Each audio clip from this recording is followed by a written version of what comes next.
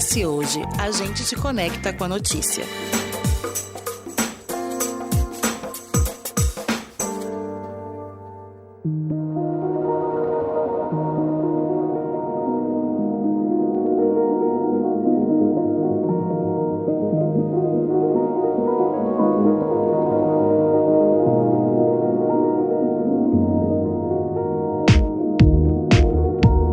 O transtorno do déficit de atenção e hiperatividade é uma condição neurobiológica muitas vezes associada a crianças e adolescentes, mas que se estende à vida adulta e pode ter complicações se não diagnosticada e tratada. E o diagnóstico na vida adulta tem se tornado cada vez mais comum. 2/3 das crianças com sintomas do transtorno se tornam adultos com o transtorno. A condição atinge 2,8% dos adultos do mundo contra 2,2% das crianças. Pois é, Couto, dados da Associação Brasileira do Déficit de Atenção, ABDA, apontam que há no Brasil cerca de 2 milhões de indivíduos nessa situação. E muitos dos que possuem o diagnóstico enfrentam outras comorbidades. Para nos ajudar a entender um pouquinho melhor sobre esses transtornos e os comportamentos relacionados ao TDAH, bem como a sua manifestação na vida adulta, a gente está aqui com o psicólogo e professor de psicologia, Márcio Mirsoni.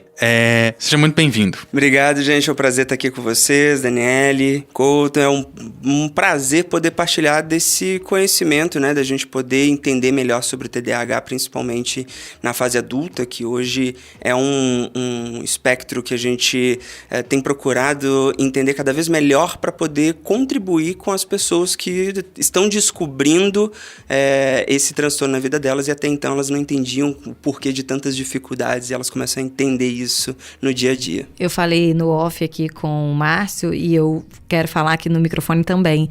É um assunto, saúde mental, para mim, é um assunto que me envolve absurdamente, me causa, assim, eu tenho muito interesse, porque eu realmente acho que a gente, quando discute isso, esclarece isso, fala disso, discute, expõe, externa, a gente trabalha com libertação e acolhimento. Porque eu acho que uma vez a gente descobrindo, entendendo, identificando, a gente resolve muito. E a gente vai começar falando sobre isso. Eu queria começar explicando o que é o TDAH e como é que caracteriza esse transtorno. Perfeito. O TDAH ele é um transtorno de fundo neurobiológico, né? Ele faz parte de um neurodesenvolvimento divergente. Então, na formação, no período de formação do cérebro, na fase infantil e da adolescência, alguns sistemas do cérebro vão se formando de uma forma diferenciada. Ele é de caráter majoritariamente genético. Então, normalmente, crianças que têm TDAH, você vai encontrar pais que têm TDAH. Pais que têm TDAH, tem que dar uma olhada se filhos têm TDAH. E essa característica, né, neurodivergente vai implicar em 3 tipos de sintomas, 3 categorias de sintomas. O primeiro delas é o déficit de atenção, que a gente gosta, inclusive, de reformular um pouquinho, porque não significa que a pessoa não tem atenção. Ela tem uma instabilidade atencional. Então, ela tem dificuldade de sustentar a atenção em um determinado ponto, um determinado foco, uma atividade. A gente também tem as características relacionadas à hiperatividade, que é uma dificuldade de controlar comportamentos. Então, ela tem uma característica mais agitada, mais ativa. No adulto, isso vai se refletir como uma hiperatividade mental, né? Depois a gente pode até trabalhar um pouquinho dessa diferença do que é hiperatividade na infância, no adulto, mas no adulto acaba se transparecendo numa hiperatividade mental, ou então naquela síndrome da perna agitada, o que a gente chama de skin picking, né, que é roer a unha ou tirar a cutícula. Então tem uma certa inquietação psicomotora. E o terceiro componente, que muitas vezes as pessoas não levam muito em consideração porque não está na sigla, né, TDAH, mas que é muito importante, que é o caráter da impulsividade. Então são pessoas que têm uma disfunção no controle inibitório, um sistema funcional no cérebro, que faz com que elas tenham dificuldade de inibir determinados comportamentos. Então, elas têm maior caráter de comportamentos impulsivos. Então, elas falam no meio da fala de alguém, elas atravessam no meio do caminho, elas complementam histórias de outras pessoas, elas... Sabe quando 2 pessoas estão conversando e vem a criança, papai, fica, né, interrompendo a conversa, quer participar. Isso depois no adulto pode ser alguém que está lá contando histórias, você termina de simplesmente contar a história no meio da pessoa, ou então, inclusive, algumas impulsividades relacionadas à comida, relacionadas à compra, relacionadas a tomar atitudes que que não tiveram critério de risco, porque, vamos fazer isso.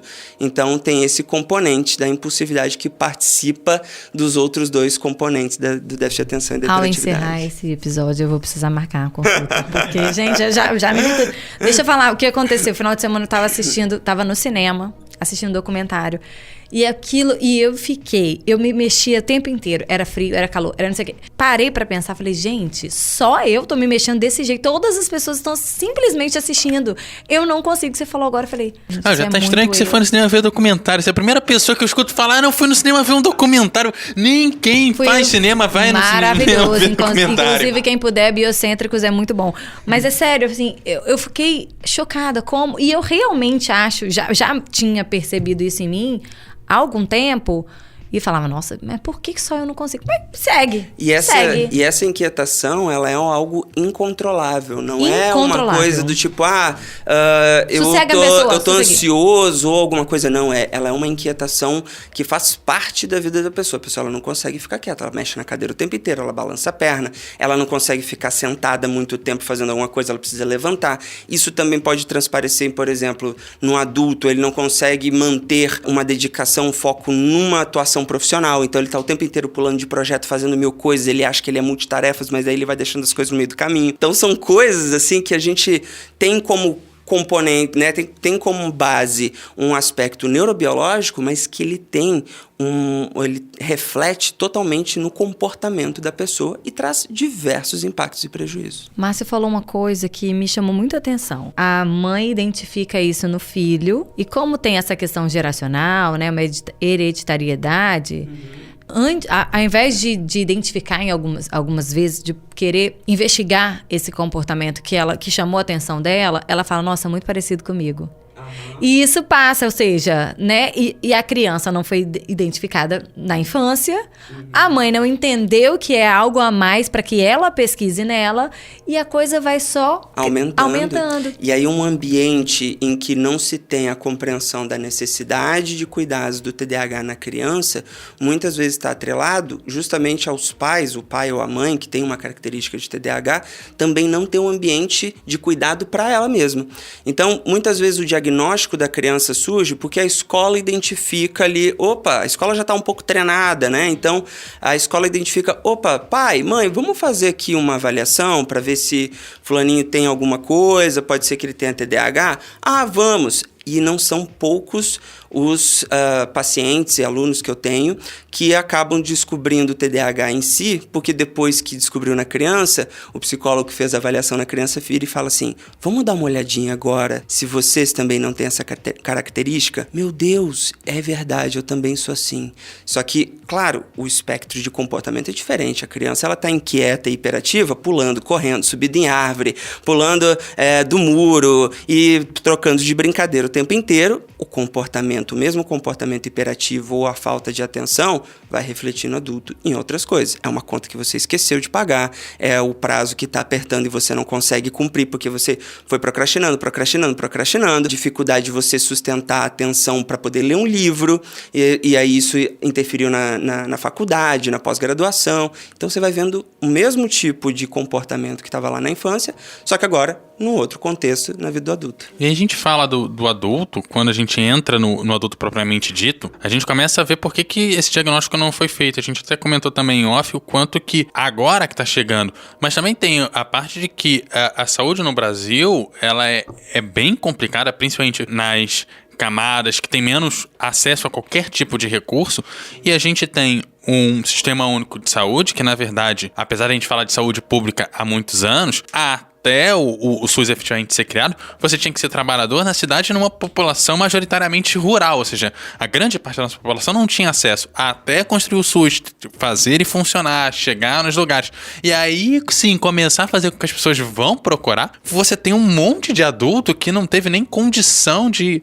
Olha, eu acho que talvez tenha alguma coisa aí. E aí, como é que a gente identifica hoje? Diz, olha, não identificou hoje, você precisa de um tratamento, e como é que a gente começa a mudar uma vida de um ser que tá formado. Perfeito, legal. Uma coisa que é importante, até eu gostei que você trouxe essa questão da saúde pública, porque hoje o TDAH e o autismo, eles se tornam uma pauta cada vez mais relevante dentro da saúde pública, das políticas de saúde pública.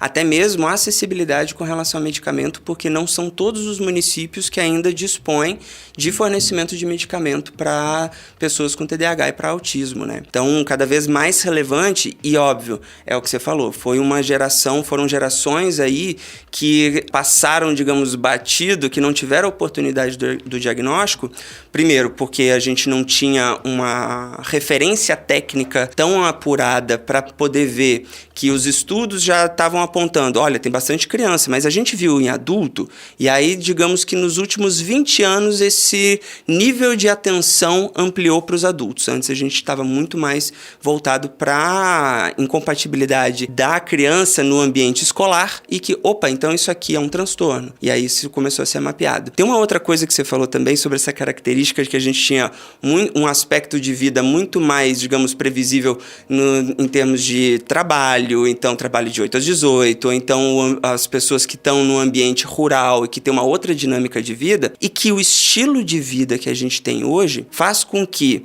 o componente genético, a gente fala assim, existe uma característica genética, que é neurobiológica do TDAH, mas você precisa de fatores epigenéticos, ou seja, ambientais de contexto, para fazer essas características despertarem. As pessoas com característica já genética do TDAH, o que pode despertar esses comportamentos, esses sintomas, estão muito ligados aos hábitos de vida. Então, hoje a gente tem um modelo de vida urbano, que é muito estimulante, que tem horário, tem prazo para tudo, você está o tempo inteiro fazendo 1000 coisas, você tem deslocamento para o trabalho, e aí o horário para você conseguir chegar no trabalho e cumprir as demandas e os prazos, papapá. Então, quando você identifica que o nosso modelo de vida hoje desperta mais essas características, essas dificuldades e sintomas, a gente começa a ter uma maior atenção. É por isso que adultos estão apresentando e se identificando cada vez mais com as características do TDAH, então a gente precisa ter uma atenção maior para isso. Se a gente for falar de saúde pública, a gente precisa buscar a rede de saúde mental, inclusive se for dentro do contexto escolar, a gente buscar apoio de todo o sistema educacional, seja da educação básica, seja da educação de ensino médio e fundamental, né? Fundamental e médio, mas isso, mapeando, a gente começa a traçar estratégias. Então, vamos buscar programas de saúde mental para ver uma consulta, fazer alguma orientação, o que são as boas estratégias e práticas de vida para a gente conseguir implementar na vida daquela família. E isso, com certeza, vai ampliando o conhecimento e a qualidade de vida. Ô, Márcio, e a gente estava pesquisando, duas coisas que eu queria falar. Nem todo mundo tem. Aí você falou, tem muitas coisas que as pessoas se familiarizam, identificam, mas nem todo mundo tem TDAH. E outra coisa é que você identificou na fase adulta, né? Conta um pouquinho da sua história. Então, vou começar por esse pedaço, que eu acho que depois eu consigo, inclusive, complementar para outra resposta. Pois é, eu sou um desses casos que descobri o TDAH tardiamente. Eu descobri aos 27 anos, já tinha feito a minha graduação em psicologia, estava no início da minha carreira profissional e eu comecei a identificar, assim, uma série de dificuldades na minha vida profissional, no começo, e assim, eu não entendia por que eu tinha tantas dificuldades com coisas que eram relativamente simples, tipo cuidar da casa, manter ali um ajuste de organização doméstica, limpar a casa, lavar roupa, cuidar das coisas. Por que eu procrastinava tanto? Eu tinha muita dificuldade. Alguém me pedia alguma coisa e eu falava, tá, daqui a pouco eu faço. E até que chegava num prazo que, assim, tem que fazer agora. E eu saía e fazia na base de estresse e tudo mais. Por causa de uma avaliação que eu fui fazer uma série de exames neurológicos e aí acabou que a pessoa que estava fazendo a minha avaliação chegou e falou, olha, parabéns. Oi, tudo bom? Nós acabamos de descobrir um TDAH. E aí é incrível que quando a gente tem essa compreensão do diagnóstico, eu pude olhar para a minha vida e falar, entendi. Isso é uma reação que todo mundo que descobre na fase adulta olha para a história, para a própria história e fala assim, nossa, por que eu não sabia disso antes? Por que eu passei por tantas dificuldades? Por que eu machuquei tanto, assim, a minha autoestima porque eu acreditava que eu não conseguia, que eu não dava conta, que eu não ia fazer, que todo mundo reclamava de mim, que eu esquecia disso, que eu esquecia daquilo, que alguém me pedia para poder fazer um negócio negócio e aí eu esquecia daquilo e depois eu falava, poxa, mas você não presta atenção no que eu falo. Ela não presta atenção porque ela não quer prestar atenção, porque aquilo não é importante. Ela não presta atenção porque ela não consegue. O cérebro dela não consegue reter aquela informação. E aí vem essa coisa, né, da diferença. Então, como é que é a diferença de uma pessoa? Por que às vezes a gente escuta e fala, todo mundo tem um pouquinho de TDAH. Não, ninguém tem um pouquinho de um transtorno, eu gosto de falar. Um transtorno, ele é caracterizado por uma série de prejuízos crônicos e sistemáticos na vida da pessoa que vem se prolongando ao longo de muito tempo. E, por exemplo, eu gosto sempre de falar assim, você procrastinar, todo mundo procrastina na vida, gente. Todo mundo procrastina. A procrastinação numa pessoa que tem TDAH, ela é crônica. Ela é quase uma paralisia. Ela não consegue fazer aquilo que ela precisa fazer. Ela sabe que ela precisa lavar roupa, ela sabe que ela precisa limpar a casa, ela sabe que ela precisa apresentar um relatório para o chefe. E ela simplesmente não consegue iniciar. Ela paralisa real, ela fica sentada. Não tem a escolha aquele momento de escolha que fala assim, não, precisa fazer, mas tem outras coisas que são mais importantes, deixa eu arrumar a casa depois. Não tem essa escolha, ela não inexiste. Até tem, mas é uma negociação eterna que ela não consegue fazer o que realmente precisa. Então ela tem uma negociação de prioridades, é um conjunto de pensamentos que a gente chama isso dentro do controle inibitório, que essa seletividade de prioridades é um sistema do cérebro que existe mesmo. O controle inibitório vai fazer seleção de prioridades. O dela não funciona, o meu não funciona. Então, eu falo dela, mas o meu, né, eu que tenho TDAH também não funciona. Então, assim, dentro da seleção de vou fazer isso ou vou fazer aquilo, eu vou fazer o que é mais fácil aqui, porque aquilo lá é muito desgastante, aquilo é muito custoso, e ela não consegue se engajar porque ela não consegue. Depois, porque aquilo não é importante ou porque ela não deu importância, é porque aquilo é muito custoso, custa um esforço, é sofrível, então ela acha que aquilo é chato, que aquilo é difícil, que aquilo não é pra ela, e ela não se engaja. E aquilo começa a gerar uma série de impactos. Então, assim, esse é só o exemplo da procrastinação. Teria vários exemplos aqui que daria para narrar, mas só para poder exemplificar aqui, você procrastinar no trabalho, talvez aquela atividade seja chata, talvez seu chefe seja chato, talvez realmente lavar roupa não seja uma coisa, que meu Deus, que incrível lavar roupa. A diferença é que a procrastinação no TDAH, ela é crônica, ela é persistente, caráter que é difícil da pessoa ultrapassar aquelas características, aqueles sintomas, aquele comportamento, porque ela não entende o porquê que ela não consegue fazer o que ela precisa fazer. Então, esse é só um dos exemplos. Mas se a gente fosse pegar, então, nessa diferença, a gente tem algumas características neurológicas que afetam comportamentos, por isso que é um transtorno do neurodesenvolvimento, um transtorno neurobiológico, e as outras pessoas são tendências comportamentais por causa de questões de vida que talvez interfiram. Ela tem uma série ela não tem filtro na vida dela para as informações e ela não consegue guardar informações. Ela tem 20 livros para ler e óbvio que ela não vai conseguir ler porque é muita demanda, é muita coisa. Então aquilo começa a interferir em alguns pontos. No TDAH é sistemático e toma todos os aspectos de vida. Pessoal, relacional, profissional, financeiro, familiar. Isso impacta em todas as circunstâncias. Inclusive, isso é o que caracteriza o diagnóstico. Os sintomas aparecerem em mais de uma circunstância de vida. Não é só no trabalho. É no trabalho e nos relacionamentos. É nos relacionamentos e na gestão doméstica.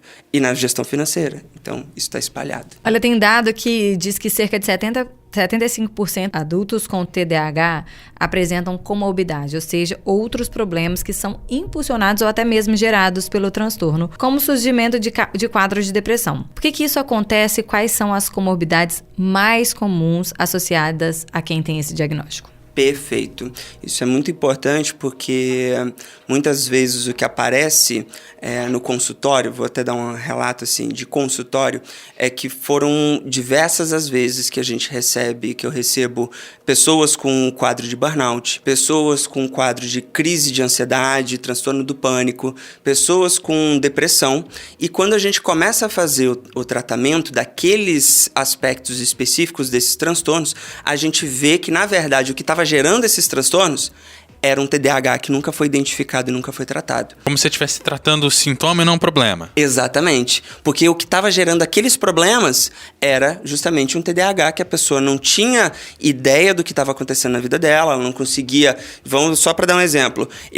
Uma pessoa com TDAH, ela tem dificuldade com prazo. Ela procrastina o máximo possível e ela só resolve as coisas quando está num nível de tensão muito grande. Então, você tem que entregar um relatório na semana que vem.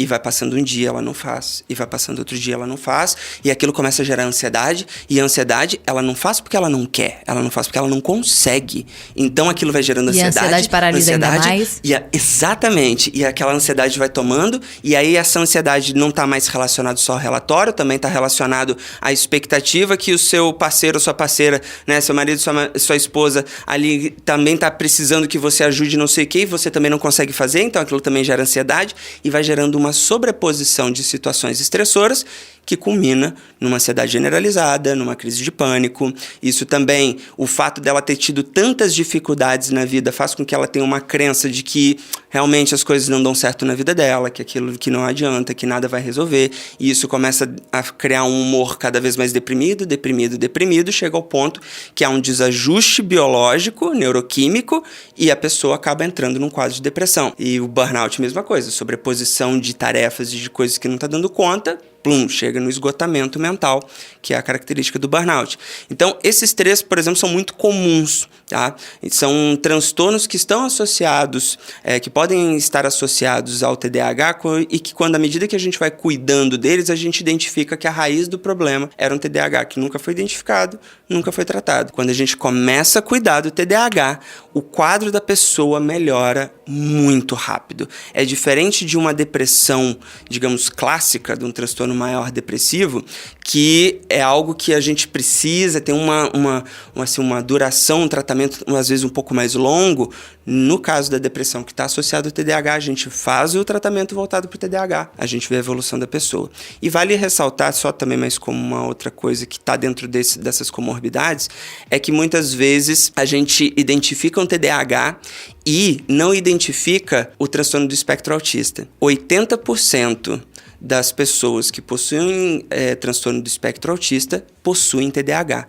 E às vezes a gente olha para o TDAH e não vê que as dificuldades que também estão atreladas ao TDAH vêm do espectro autista. Então, isso é uma outra coisa bastante interessante de correlacionar. Sobre altas habilidades, a superdotação também tem essa correlação?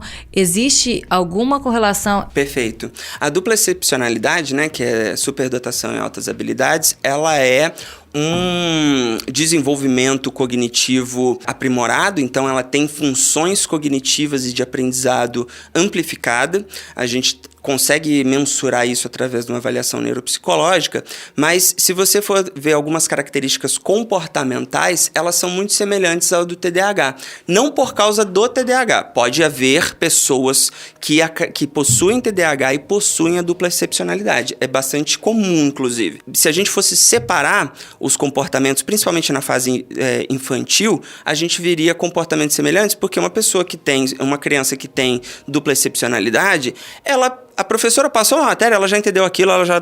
Tá, que saco. E ela vai fazer alguma coisa, ela vai desenhar no caderno, ela vai conversar com um coleguinha, porque ela já capturou, já conjugou aquelas ideias muito rápido.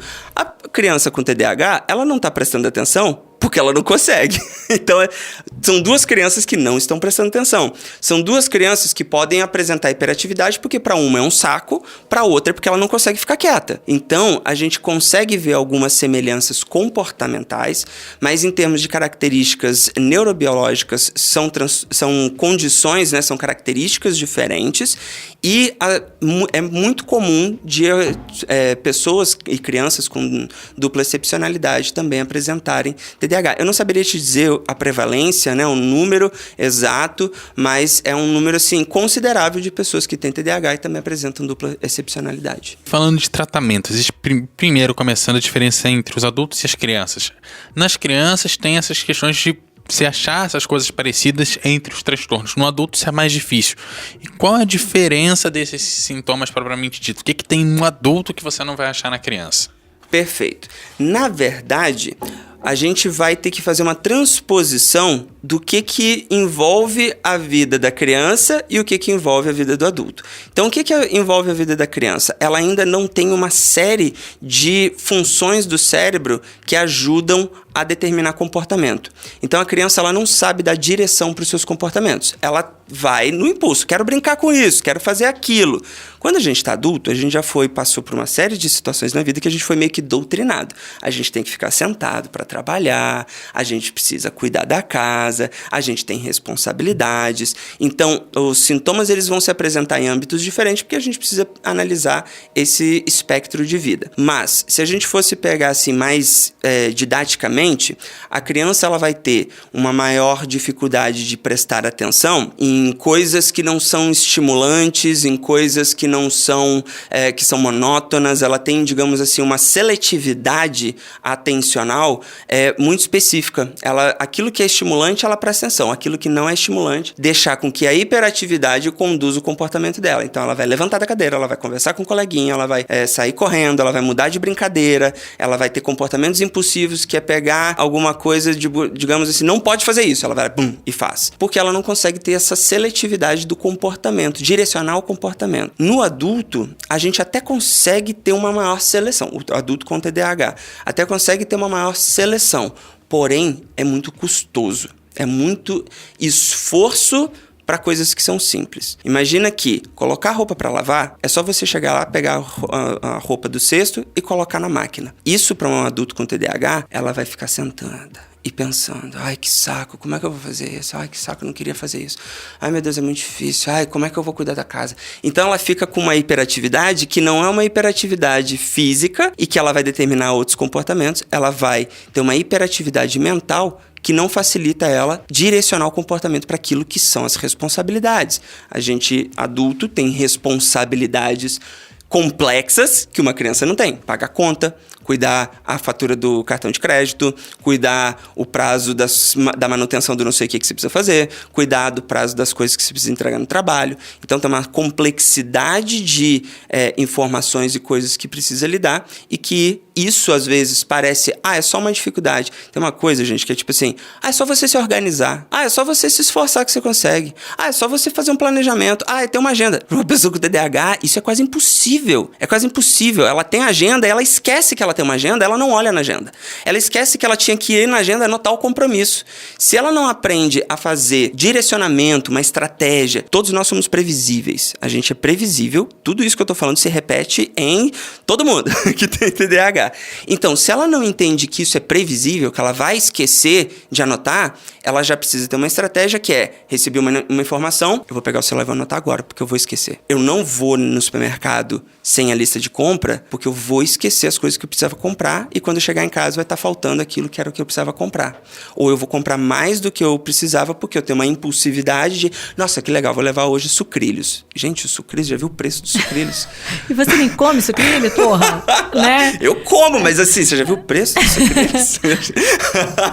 Mas a gente, às vezes, né, nem faz parte da minha dieta, nem faz parte do meu plano alimentar, nem faz parte da minha rotina. E eu vi e falei, pô... Exatamente. Não era para ter comprado, mas no impulso. Então, o tratamento pro adulto, ele vai cuidar desses impactos, de gerar estratégias para esses impactos que acontecem em situações que até então ele não via uma razão daquilo acontecer e como lidar com aquilo. E venhamos e convenhamos, né? Você tem que se organizar. Você pega o médico que pega 2, 3 plantões na semana e fala assim, não, você tem que ir no supermercado. Não, cara, eu pego de 7 da manhã e 7 horas da noite. Eu chego em casa super cansado, às vezes o supermercado do meu bairro fecha às 8 da noite, eu não consigo chegar. Mas assim, se já é difícil, pra quem não tem nenhum transtorno, às vezes ter a organização, imagina pra quem tem. Então a gente precisa organizar. E você falou de estratégia. Estratégia serve pra todo mundo. Pra todo mundo. Como é que a gente faz essas estratégias efetivamente acontecerem no dia a dia, principalmente pra quem tem mais dificuldade, porque tem todas as questões que vão te impedir de toda forma de fazer a estratégia acontecer. Perfeito. Essa questão das estratégias é legal porque eu tenho pacientes, claro, hoje a maior parte do meu consultório é formado por pacientes com TDAH, mas eu tenho muitos pacientes que não possuem TDAH e eles adoram as estratégias que eu aplico nas pessoas com TDAH. Por quê? São estratégias que realmente ajudam a coordenar a vida de uma forma mais saudável, de uma forma mais leve, mais organizada, com um senso assim de você conseguir dar conta das coisas e ter um senso de proteção da sua saúde mental. Porque se a gente não cria hábitos de vida na rotina, e que isso é fundamental para pessoas com TDAH, a gente está exposto à sobreposição, à sobrecarga de coisas, a não ter filtro para as demandas. Então, cada hora estão te pedindo uma coisa e você fica com aquilo começa a gerar ansiedade e gera frustração porque você não conseguiu resolver, porque você não conseguiu lidar. Isso eu estou falando de nós, população geral, tá? Agora, o que vai acontecer numa pessoa com TDAH e por que, através das estratégias, a gente consegue dar mais qualidade de vida para ela e que essas estratégias também funcionam para geral, né? No TDAH, eu preciso que ele entenda como é que o cérebro dele funciona e por que ele tem tantas dificuldades. Então, só para dar um exemplo, a gente tem um sistema no cérebro chamado sistema de recompensa, tá? É um circuito de recompensa e que ele vai fazer com que você se engaje numa tarefa ou não. Ele vai olhar, por exemplo, tô com sede. Então, seu cérebro vai fazer uma mensuração do qual é o esforço que eu preciso para poder pegar o copo de água que está na minha frente e matar a sede. Baixo. Então ele vai aqui e pega e faz. Mas se o meu cérebro faz uma leitura do tipo, preciso lavar roupa, ele vai fazer uma mensuração do tipo, nossa, isso vai dar um trabalho, porque eu preciso achei que separar. Você fosse falar, você vai ter que ir lá na geladeira pegar a garrafa achei que fosse a mesma coisa. Mas vou dar um exemplo. Digamos que aqui a gente não tivesse água. E aí o seu cérebro vai fazer a mensuração. Tô com sede. Cara, vou ter que sair daqui do prédio, descer as escadas e ir ali na padaria do outro lado da rua para poder comprar água. Ele vai protelar, porque é muito esforço. Ele vai falar, daqui a pouco a gente vai. O seu cérebro falando assim, daqui a pouco a gente vai, daqui a pouco a gente vai, daqui a pouco a gente vai. Vai chegar uma hora que você tá com tanta sede que você vai descer e você vai lá buscar água. Só que a custo de uma tensão. Você gerou uma tensão no seu organismo para ele falar, você precisa ir lá tomar água porque o organismo está precisando de água. E aí é onde que entra a compensação? Porque você falou que esse mecanismo do cérebro, ele tem uma ação de compensar. De recompensar. É. A recompensa é a água. Entendi. É você suprir aquela necessidade, tá? Então é esse o sistema de recompensa. Ele vai ver, eu preciso resolver um problema. Qual é a recompensa? A resolução do problema. Mas eu vou ter um esforço para poder resolver esse problema. Agora, digamos que eu preciso lavar roupa. Aí eu tô lá, eu preciso lavar roupa, e você tá gastando roupa e você não tá lavando roupa. Preciso lavar roupa, e o seu cérebro tá fazendo uma mensuração do tipo, cara, que saco, tem que pegar, separar roupa escura, roupa clara, roupa de cama, toalha e tal, e botar uma coisa por vez. Aí o seu cérebro ele fala assim, depois a gente faz, mas você tá gastando roupa. Vai chegar um momento que você vai abrir seu guarda-roupa e não vai ter roupa, e aí você vai resolver lavar a roupa que tava faltando. Pro cérebro do TDAH, é esse momento. Ele precisa gerar um tensionamento para ele conseguir se mobilizar. Só que, qual é a estratégia? Criar um fracionamento para não gerar esse nível de tensão, que é o estresse, porque eu deixei para a situação limite. As pessoas com TDAH, elas chegam até a situação limite para gerar uma ação. E aí, à medida que eu faço o fracionamento, eu distribuo na minha dinâmica de vida, no meu dia a dia. Então, hoje eu vou só separar a roupa, amanhã eu vou botar só a roupa branca. Mas eu tenho que lembrar que eu preciso pendurar, porque não adianta eu lavar e não pendurar, que é uma coisa que vai acontecer com a pessoa com TDAH, porque ela vai esquecer. Então, ela gera um gatilho. A gente ensina a criar gatilhos para a pessoa não esquecer aquilo que ela precisa cumprir. E a gente vai fracionando para facilitar a execução de uma atividade.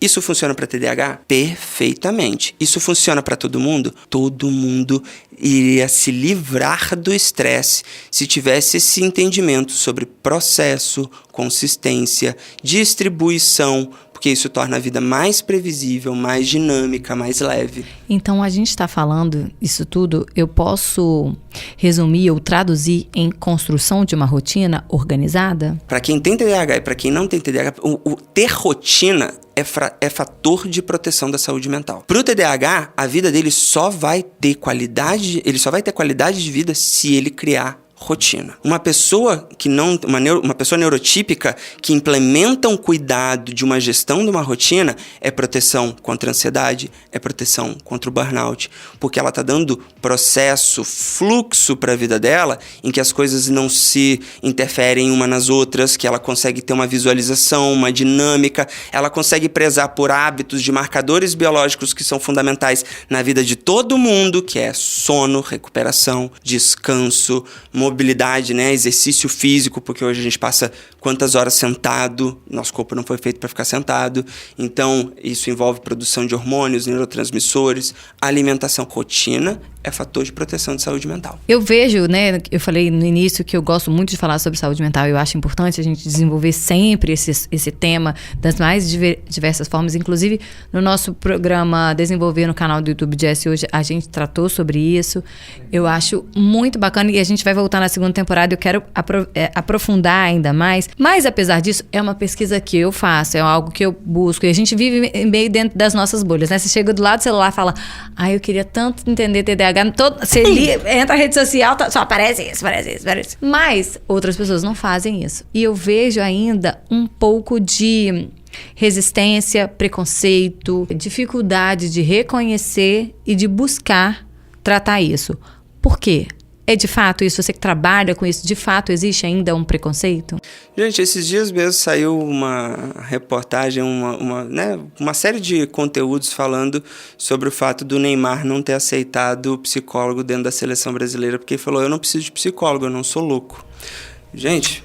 Assim... Você vê a loucura aí, né? Você vê o sinal da loucura. Exatamente. Então, tipo assim, a gente está falando de uma construção de um conhecimento científico, de um conhecimento sobre os aspectos que envolvem a nossa vida, que não se trata sobre a loucura. A loucura é um estudo que a gente tem no final do século XIX, início do século XX, quando a gente precisava entender uma categoria de transtornos que eram muito específicos, assim, que eram nítidos e que precisavam de tratamento pelo tamanho sofrimento. Mas hoje a gente tem um ambiente, um sistema de vida que ele é adoecedor. Então, assim, não estou falando sobre a minha vida, sobre a sua vida ou a sua vida, ou de qualquer uma das pessoas que estão aqui. É um sistema de vida que ele exige e ele comprime a nossa capacidade, inclusive neurológica, de lidar com tantas informações, com tantos estímulos, e a gente não fazer uma seletividade do que é nutritivo para a minha vida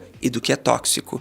Então, eu não tenho filtro para a minha vida em termos daquilo que eu vivencio, e isso começa a modular comportamentos que vão me gerar culpa, que vão me gerar cobrança, que vão me gerar uma sensação de desajuste, eu sou um desajustado, eu não estou conseguindo fazer aquilo que as pessoas estão fazendo, o que é uma mentira, porque a gente está vendo recortes de vida. Então, por que a gente tem uma necessidade de cada vez ampliar mais a visão sobre saúde mental? Porque não se trata sobre transtornos, se trata sobre paz mental. Sobre você ter uma vida em que você se sinta realizado com um senso de tranquilidade, de conseguir dar engajamento das suas ações na medida do que você tem condições, e não de sobrepor a sua capacidade baseando num ambiente que está cada vez mais voltado para cobranças ou para geração de expectativas, que vai gerar frustração, e essa frustração vai gerar ansiedade, ou então ela vai desencadear numa depressão. Então, olha só, por que a gente precisa chegar num ponto de reconhecer um transtorno, de cair dentro de um ambiente crônico, que é um transtorno, se eu posso começar a cuidar disso antes? Esses dias, um paciente chegou, um sinal clássico de burnout. Aí eu falei, parabéns, você construiu tudo aquilo que você tinha planejado para sua empresa. Para sua carreira, para sua empresa. Você só não se preparou para chegar junto com os resultados. Sua empresa chegou no ponto que você queria, mas você está aí sem condições de ir trabalhar, precisando ficar afastado, não podendo lidar com tela, porque agora foi uma orientação médica e eu corroborei a orientação médica de ter limite de exposição à tela, porque você não cuidou do processo. Aí você chegou lá na frente e agora está diante desse cenário, que é um cenário já crônico. E tem uma questão no processo que eu acho que a rede social ela acaba ampliando, que é a gente acaba tendo erros nos pontos de mensuração, principalmente quando a gente compara os outros com o nosso. Porque a gente acaba comparando o nosso ponto de mensuração de hoje com ontem, com semana passada e com mês passado. E quando a gente acaba olhando a rede social, a gente pega 1, 2, 3, 5 anos da vida de alguém e acha que em um mês a gente tem que fazer... que a pessoa fez em 5 anos em um mês. E a gente acaba gerando transtorno porque os nossos pontos de mensuração estão totalmente equivocados também. Totalmente. Há um tempo atrás eu gostava muito de falar que a gente estava doente de tempo, que é essa dificuldade de uma percepção clara do processo de maturação da vida. Sim. Né?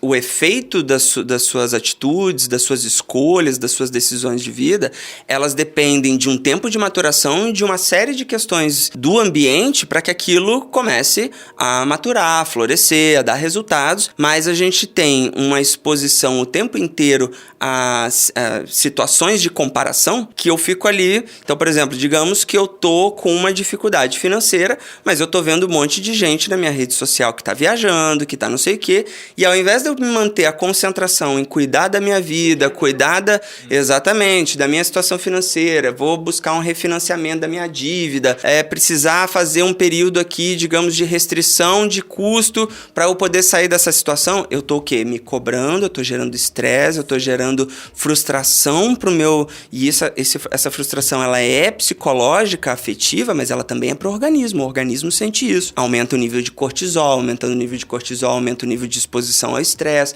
O estresse e o cortisol, em tempo prolongado, vai gerar uma série de efeitos na atenção, na memória. Então, o estresse prolongado acaba... A primeira coisa que você começa a perceber é o que? A memória está afetada. Então, olha só como é uma cadeia de coisas, porque a gente está com esse mau dimensionamento do tempo na nossa vida, porque a gente está o tempo inteiro se comparando, gerando ali frustrações para a gente mesmo. Se a gente se concentrasse no nosso autocuidado, isso diluiria. A gente vai caminhando para o final, Márcio, mas eu não queria terminar sem antes a gente falar de tratamento. E aí, uma vez avaliado, eu procurei esse profissional especializado, ele identificou, a gente conversou, eu fiz aquela anamnese, aquela lembrança, aquele fato, aquela história de vida e tal. Dali para frente, é um tratamento de acompanhamento permanente ou é alguma coisa que começa e depois você segue sozinho?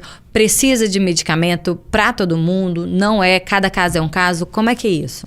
Isso é ótimo porque às vezes as pessoas têm muita dúvida sobre como é que é o tratamento. Então, quando você recebeu o diagnóstico, você precisa de 2 caminhos. Fazer uma avaliação, o próprio psicólogo ou neurologista ou psiquiatra vão fazer essa avaliação, que é a necessidade do medicamento, porque o medicamento ele vai favorecer algumas funções do cérebro que estão disfuncionais, né? Então, as disfunções do cérebro, o medicamento vem contribuir para esse momento. Por exemplo, falei da seleção da atenção, né? Então, a atenção é instável, ela não consegue, por exemplo, ficar focada em uma determinada atividade. O medicamento, ele ajuda a sustentar a atenção numa coisa. Então, eu vou fazer isso e eu consigo fazer aquilo, né? Então, o medicamento ele é usado para essas estratégias, mas eu sempre gosto de falar o seguinte: imagina que você é um carro, que o seu cérebro é um carro superpotente, e aí você vai colocar agora o combustível certo para o seu carro poder performar. O medicamento é o combustível que vai fazer o seu carro andar perfeitamente, mas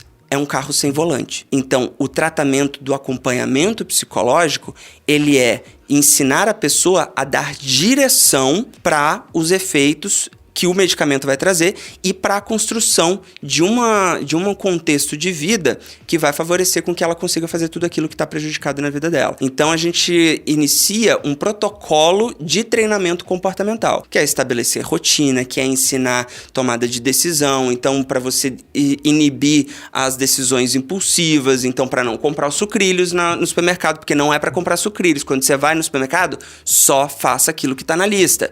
Então, para você conseguir determinar momentos específicos de execução na sua vida, esse é o momento que você vai cuidar da roupa. Ah, mas eu queria ficar sentado assistindo Netflix. Não, esse é o momento. Depois você vai ter um momento para o Netflix. Então você cria um contexto de treinamento comportamental que tem uma duração, eu diria assim, é até arriscado falar isso, porque claro que vai de caso a caso, mas a gente começa a ter resultados muito, muito, muito expressivos a partir dos 3 meses de tratamento, tá? Então, encontros semanais, então pensando aí numa uma jornada de 3 meses, de 12 semanas, e depois disso, a gente tem a pessoa conseguindo ter mais clareza do que ela mais precisa de ajuda. Primeiro eu fiz um geralzão nessas primeiras 12 semanas, e aí depois ela começa, nossa, excelente, consegui organizar, agora eu preciso de ajuda pro trabalho. Então vamos lá que agora eu vou te ajudar nas questões de trabalho. Um tratamento de TDAH nível excelente é entre 12 a 24 semanas, com acompanhamento psicológico, e também o tratamento medicamentoso quando é identificado que o medicamento vai favorecer muito as questões de vida dela. A gente conversou então aqui com o Márcio Marzoni. Como é que a gente acha na rede social? Legal, gente. Vocês podem acompanhar todos os conteúdos, né? Essa rede de conhecimento que eu gosto muito de compartilhar com o público. Eu tenho um perfil no Instagram chamado TDAH para Adultos, tudo junto. E também tem o canal no YouTube TDAH para Adultos, em que eu trago toda semana um tema diferente. A gente abre live, conversa com as pessoas, e as pessoas interagem, mandam perguntas e eu vou respondendo.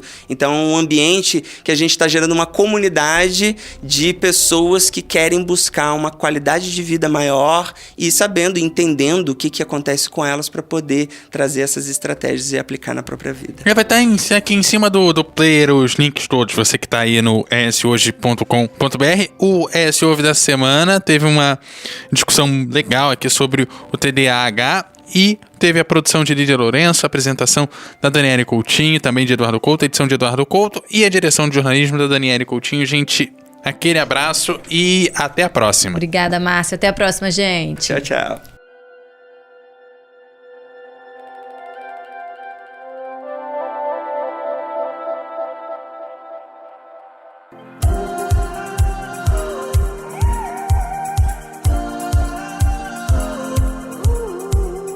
Comentários em eshoje.com.br.